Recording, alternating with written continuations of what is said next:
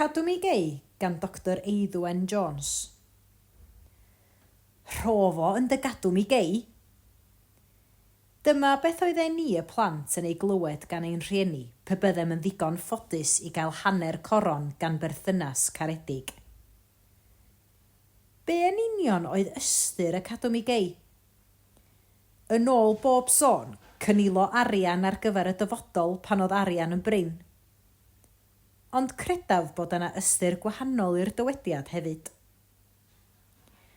Fyddwn ni ddim yn synnu pe bai llawer ohonoch yn cyfaddaf eich bod yn gwarchod sawl eitem sydd o ddiddordeb i chi ac hefyd o ddiddordeb i'ch teulu.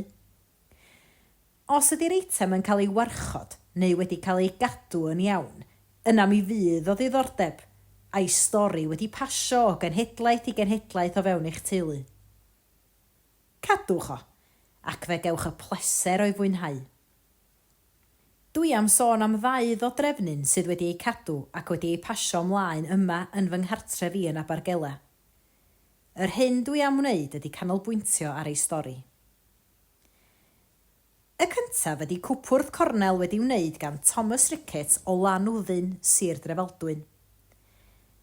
Saer ac ymgymerwr y pentra oedd Thomas Rickett, ac roedd o a'i briod, oedd yn ôl bob sôn wedi geni 15 o blant, yn byw yn yr hen lan pan foddwyd Dyffryn y Fyrnwy yn 80au 4edd ganrif ar 15.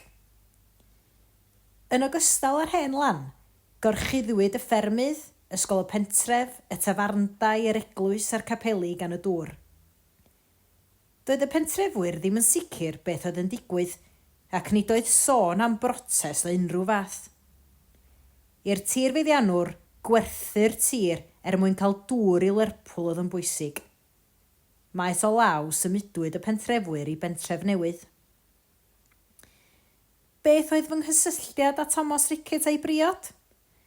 Wel, taid a nain fy mhriod i Tecwyn. Cyn i'r dŵr o'r lifor Dyffryn, bu'n rhaid i Thomas symud y cyrff o'r hen fynwent. Gwneud eirch newydd a gofalu bod yn cael ei hail gladdu yn y fynwent newydd ger yr eglwys newydd.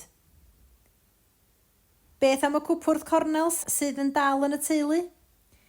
Wel, roedd Thomas yn saer arbennig ac fe fy'n brysur ar ddechrau ei briodas yn gweithio dodrefn i'w gartref. Mae'r cwpwrdd cornel yn un ohonynt ac ymhell dros 100 oed ac wedi ei saernio o goed oedd wedi tyfu yn yr hen lan. Dyna be ydy Cadw Mi Gei go iawn. Mae'r cwpwrdd yn dod efo'i stori. Dyma symud o Faldwyn i Sir y Fflint. Yn fy meddiant mae gen i gadair babi ar ffurf comod i blentyn bach. Un fy hen nain Ann oedd o. Ganwyd hi yn 1837. Fe'i paswyd i mi gan fy hen fodryb Sephora pan oeddwn tua 6 oed.